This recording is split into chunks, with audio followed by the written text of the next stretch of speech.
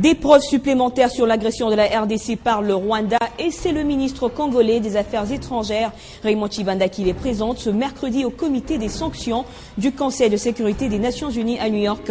Et les chefs des confessions religieuses de la RDC sont arrivés également à New York pour déposer une pétition condamnant cette agression. Et puis 8 femmes de nationalité rwandaise se sont infiltrées avec des armes dans la ville de Goma. Elles ont été vite identifiées et arrêtées par le service de renseignement militaire des FARDC. Plus de détails dans ce journal. Voilà tout pour les titres, mesdames, messieurs, bienvenue à tous. On commence avec cette nouvelle.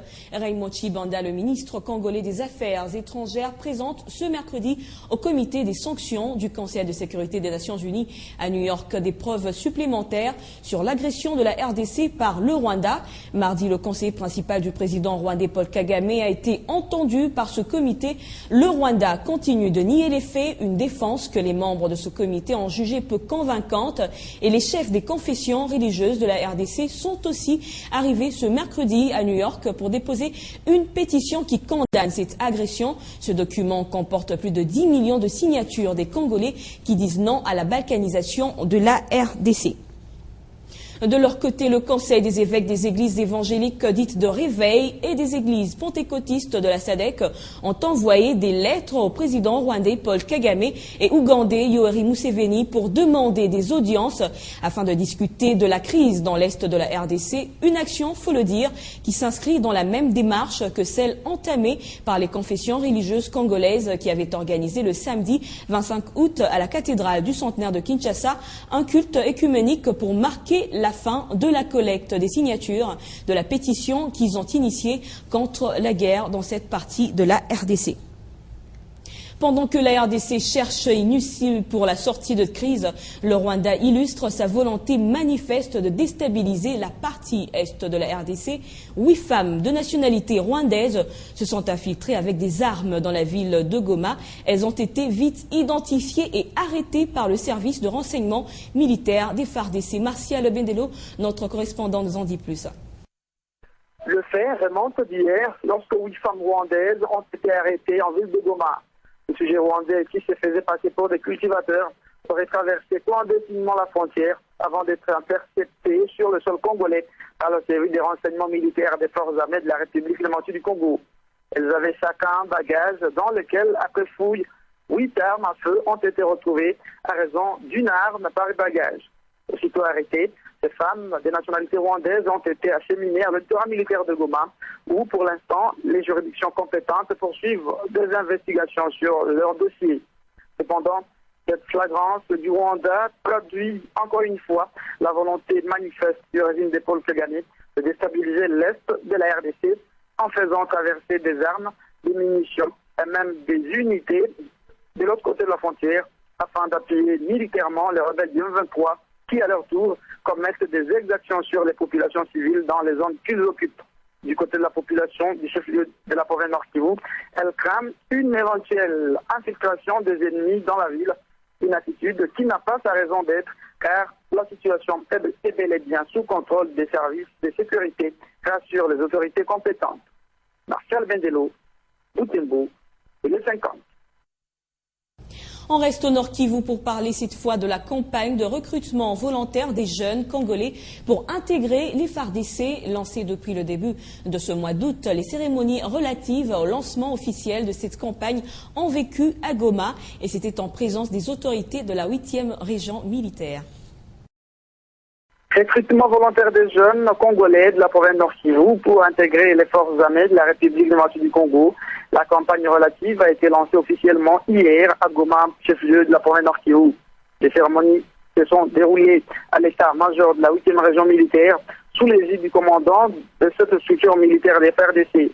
Le général Jean-Lucien Baouma a appelé les jeunes Congolais à intégrer massivement les FARDC, surtout en cette période où l'armée entre déjà dans la phase de restructuration, a-t-il motivé. Ce recrutement concerne essentiellement les jeunes dont l'âge varie entre 18 et 25 ans. Pour sa part, le chargé des recrutements au sein de la 8e région militaire des FARDC, les sites de recrutement pour la ville de Goma sont situés dans les communes de Karisimbi et Goma, alors que d'autres ont été retenus dans le territoire. Il s'agit des sites de Tongo dans le Rutshuru Kibati dans l'Union et Saké dans le territoire des Massissi, a précisé le colonel Mouissou Wabatei. Pour ce premier jour du lancement officiel de cette campagne, 100 nouvelles recrues volontaires se sont présentées à Goma avec la détermination de servir la nation congolaise sous le drapeau. Ici de signaler que ce recrutement qui va s'étendre sur un mois consiste d'abord à se faire inscrire avant de passer au contrôle médical, puis déployer une fois admis différents centres de formation. Aux sources proches de la 8e région militaire d'ajouter que les jeunes recrues du Nord Kivu vont suivre leur formation militaire au centre de Kitona au Bas-Congo et Kamina dans la province de Katanga. Marcel Bendelo, Boutembo, Télé 50. Revenons à Kinshasa où il s'est tenu le lundi à l'hôtel du gouvernement la réunion du groupe thématique, une instance qui rassemble les ministres ayant en charge les secteurs liés aux activités productives et vise notamment à se focaliser sur l'augmentation des biens et services pour améliorer le vécu quotidien de la population. Au cours de cette réunion présidée par le Premier ministre Matata Ponyo, il était question d'arrêter quelques mesures par rapport aux déficits constatés dans ces secteurs. 14 ministères ont été représentés à cette réunion. Et parmi les décisions figurent notamment l'assainissement de mœurs dans l'exploitation du bois en RDC, en impliquant aussi bien le gouverneur des provinces que les autres acteurs. Également, l'épineuse problématique des transports dans la capitale a été examinée de fond en comble. Il a été chargé au ministre de ces secteurs d'étudier un nouveau dossier d'acquisition de 300 bus de transport en commun à livraison plus courte par rapport à la première commande des 200 bus Mercedes. Le transport ferroviaire sur les différents axes urbains de Kinshasa devra aussi être remis en état de fonctionnement dans les meilleurs délais. Une commission a été mise en place pour étudier les mécanismes d'accompagnement pour encadrer les détenteurs des bus et minibus de transport en commun dans la ville avant que les structures pérennes ne soient opérationnelles. La question sur l'interdiction de la production, la commercialisation et l'utilisation des sachets non biodégradables a été examinée, mais bien plus l'état d'avancement des travaux de la campagne agricole pour laquelle plus de 15 millions de dollars américains sont déjà disponibles sur un compte spécial. Et le lundi prochain, les ministres soumettront le rapport de travail au groupe thématique en vue d'un examen. 5 millions de dollars américains, c'est le montant déjà disponible grâce aux efforts du gouvernement Matata pour la relance effective du crédit par la SOFIDE. La réunion de la troïka politique congolaise de mardi en a fait le point. Cette rencontre présidée par le ministre délégué aux Finances en son cabinet de travail s'est penchée sur la politique économique du pays telle qu'arrêtée au 24 août dernier. Alain Lino Mwamba, Charlotte Iboba. Les réunions de la troïka politique congolaise du gouvernement Matata se multiplient de plus en plus et ce dans le but de stabiliser la situation économique du pays. Pour ce mardi 28 août, présidé par le ministre délégué aux Finances Patrick Kitebi, cette rencontre s'est penchée sur la politique économique du pays telle qu'arrêtée au 24 août. En présence également de quelques mandataires des entreprises publiques, la grande nouvelle qui en ressort est le décaissement d'un montant de 5 millions de dollars américains déjà disponible pour la relance effective du crédit par la SOFIDE. Non seulement nous avons déjà décaissé un montant de 5 millions de dollars américains qui va servir exclusivement à la relance de l'activité de crédit par la SOFIDE, mais nous venons d'autoriser le décaissement d'un montant additionnel de 5 millions pour faire une enveloppe globale de 10 millions qui va permettre à cette entreprise donc, de reprendre ses activités de crédit.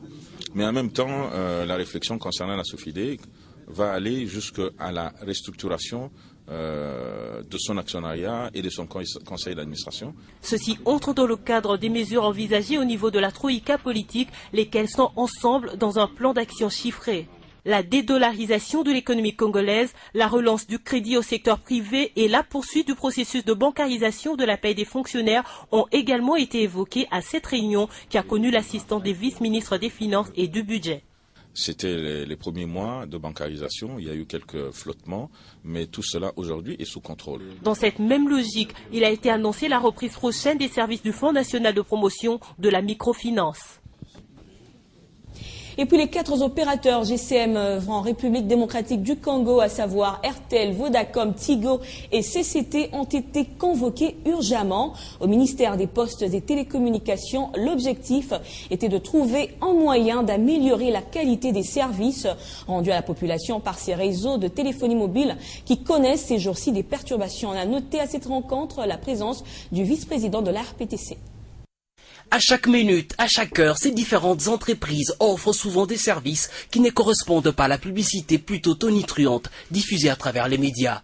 Une mise en garde sévère émanant des autorités compétentes est faite aux opérateurs GSM qui n'offrent pas un service de qualité à la population, surtout en ce temps où le réseau des téléphonies mobiles sont sujets à des perturbations.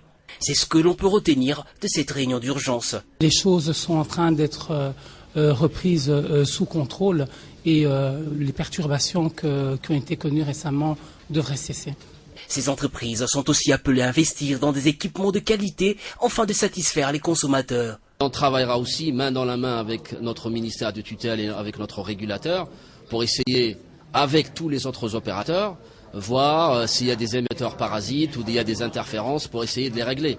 Et les opérateurs et la tutelle, on s'est engagé à faire tout pour offrir le meilleur à nos abonnés premièrement et aussi être fin prêt pour le grand congrès de la francophonie qui va se dérouler à Kinshasa au mois d'octobre. En raison de sa responsabilité sociale, le gouvernement congolais met les opérateurs GSM en garde aussi contre une politique illicite de prix sur le marché. Jusque-là, on les appelle toujours à l'ordre. On n'arrive pas à les sanctionner, mais je pense qu'on est en train de faire un travail. On a un projet relatif à la qualité des services. On a recruté un opérateur qui va se charger des contrôles de la qualité de service partout, sur toute l'étendue de la République. Le ministre de PTNTIC a exigé in fine que tout soit rétabli dans un bref délai.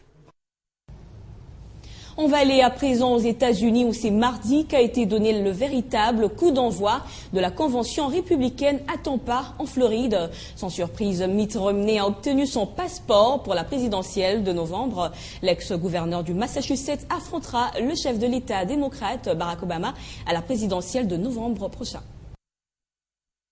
Réunis à Tampa, en Floride, les délégués républicains se sont prononcés en faveur de l'ancien gouverneur du Massachusetts, Mitt Romney, pour représenter le parti lors de cette échéance électorale américaine du 6 novembre prochain face au président démocrate sortant, Barack Obama. C'était un vote symbolique puisque le résultat ne faisait aucun doute. Mitt Romney savait déjà depuis la fin de primaire qu'il pouvait compter sur la majorité des délégués. Il est désigné candidat avec 2061 voix, or il lui en fallait 1144 seulement pour remporter la course.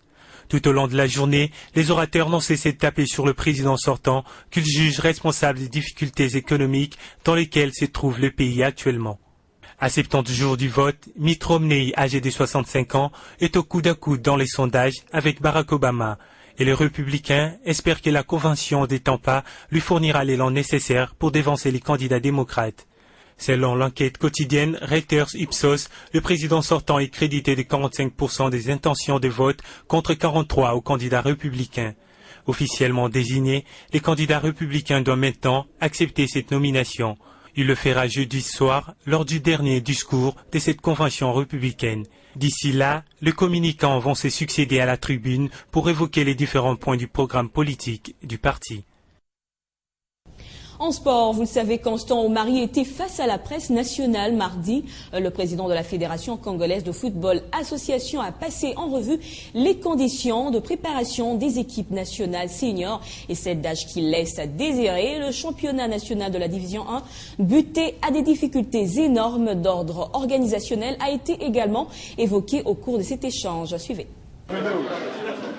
Parmi les points importants inscrits à l'ordre du jour, figurait également la préparation des léopards messieurs de moins de 20 ans, qualifiés eux aussi au dernier tour des éliminatoires de la CAN Algérie 2013. Qu'est des doléances de la part de la Fédération congolaise de football association quand on sait que les léopards U20 de la RDC ont décroché leur visa dans la douleur face à l'île Maurice, faute des moyens. Ils ont même frôlé les désistements. Les jeunes de U20 qui se sont qualifiés à l'issue des matchs aller-retour contre l'île Maurice, et il faut vous dire la vérité. Ces matchs se sont joués suite à l'entêtement de la fédération. Parce que nous étions à la veille, disais-je, pas d'une disqualification,